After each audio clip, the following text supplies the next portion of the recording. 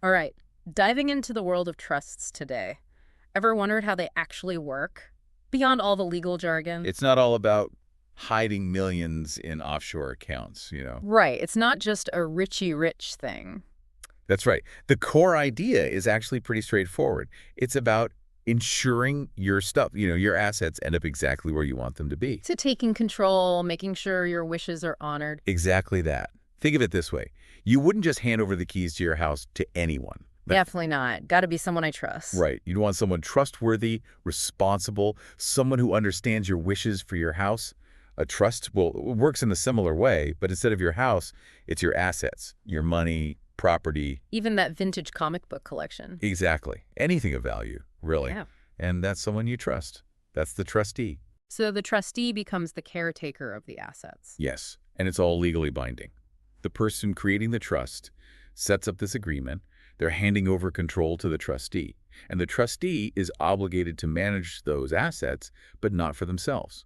It's all for a specific someone else, the beneficiary. So there's real accountability built in. It's not just a free-for-all for the trustee. Not at all. They have to follow the instructions of the trust, always acting in the best interest of that beneficiary. And it's fascinating how this concept actually has roots going way back. Oh, like how far back are we talking? Medieval times. Think knights, shining armor, heading off on the crusades. Now those are some high-stakes adventures. Absolutely. And these crusades, well, they weren't known for being quick trips. So before setting off, these knights needed someone to manage their estates while they were away. Makes sense. Can't exactly manage your land while you are off fighting in a foreign land. Exactly. So they'd entrust their lands to someone they trusted, someone who promised to manage everything, ensure everything was good to go upon their return. Sounds a bit like a handshake agreement, hoping for the best. But knowing history, I'm guessing things didn't always go to plan. You're catching on.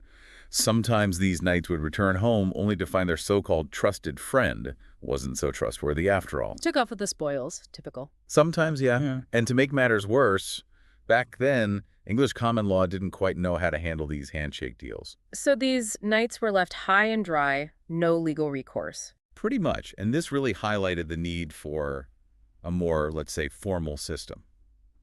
A way to enforce these agreements, make sure someone's wishes for their assets were actually followed, even if they weren't around to oversee it. And that's where the idea of trusts started to take shape.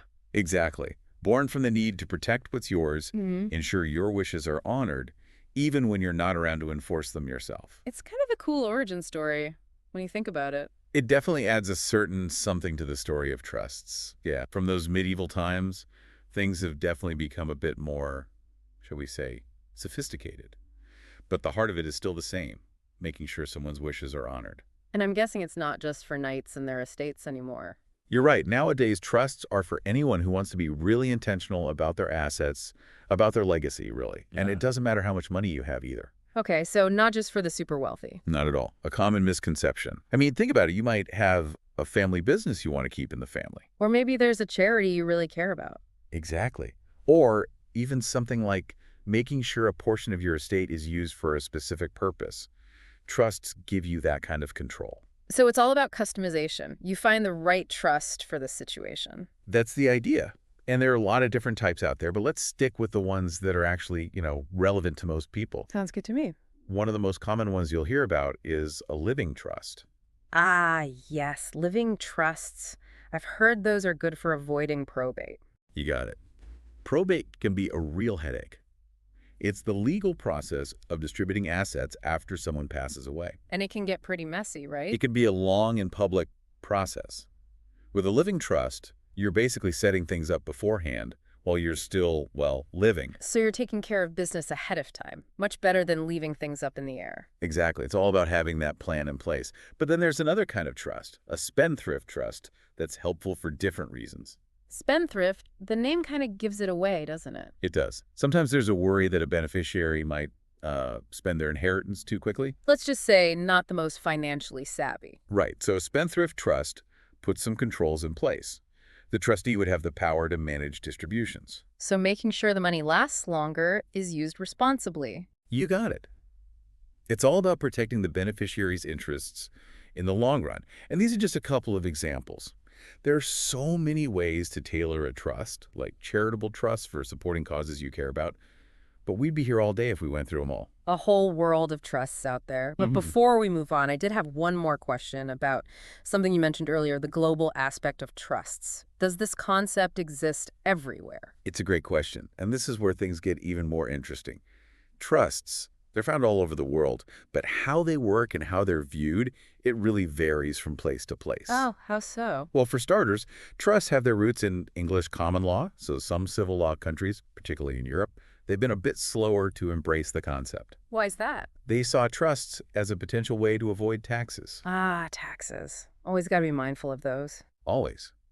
But beyond that, different cultures have really adapted trusts to their own needs and legal systems. Like, there's this fascinating trust in South Africa called a Bewind Trust. Tiki Wine Trust, that's a new one. What's so special about it? Well, typically the trustee holds the legal title to the assets, right? But in a Bewind Trust, the beneficiary, they actually own the assets directly. So they own it, but they don't really control it. You got it. The trustee, in this case called Bewindhebber, they manage the assets even though the beneficiary is the legal owner. It's often used to protect people, maybe someone who's vulnerable, or to manage assets in a way that fits with certain cultural norms. It's amazing how these variations pop up all over the place. It really shows you that trusts aren't just this rigid legal tool, but something that can be adapted and molded to fit different cultures, different legal systems. It definitely highlights how much variety there is in the world of trusts, and probably why having a good lawyer is key. But we've covered a lot of ground here, from history to types of trusts and even how they're used globally. Let's bring it back to our listeners. What does all of this mean for them? Now that's the important question. We've gone over the what and the how of trusts, but the so what, that's what matters. Getting to the heart of it. Exactly. And I think the big takeaway here is that trusts aren't just for the super rich or for complicated situations. They're a tool that anyone can use. Precisely. It's about being intentional, thinking about your assets, your legacy, and how you want to shape the future, even when you're not around. It's about making sure your wishes are respected, your values are carried on. And that's something we all care about, right? It's about having a voice beyond our years, leaving a mark on the world. You know, thinking about shaping the future with your legacy. We've talked about family, but what about using trusts to make a real difference in the world? Like through philanthropy. It's a whole other dimension to trusts, isn't it? This idea that you can use these legal structures to extend your values, your generosity, even your vision for the future long after you're gone. It's like planting a tree that grows into a whole forest, making a difference for generations to come. Exactly. And it's exactly what many charitable trusts aim to do. They provide a lasting source of funding for causes the person cared about.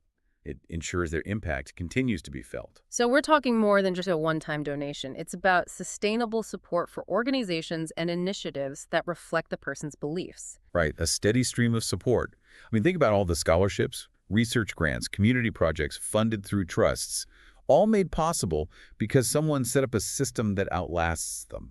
It's really something to think that a trust created decades, even centuries ago, could still be making a difference today. It really shows you the power of a well-structured trust, and that you don't need to be a billionaire to make a real impact. A trust can amplify even small contributions, ensuring they keep making a difference over time. That's inspiring. It's about recognizing that your legacy isn't just about what you have, but what you give back, what you contribute to the world. Perfectly said. It's that realization that our impact can go beyond our own lifetime. Absolutely.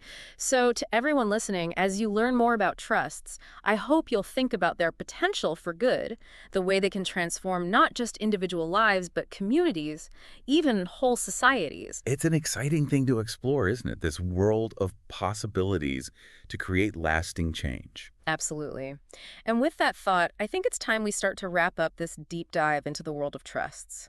We've covered so much ground history, different types, even how they're used globally. Hopefully this has given you plenty to think about. Remember, knowledge is power, right? The more you know about trusts, the better equipped you'll be to understand their potential, maybe even use them to shape your own legacy. Until next time, keep exploring, keep those questions coming, and keep diving deep into the fascinating world around us.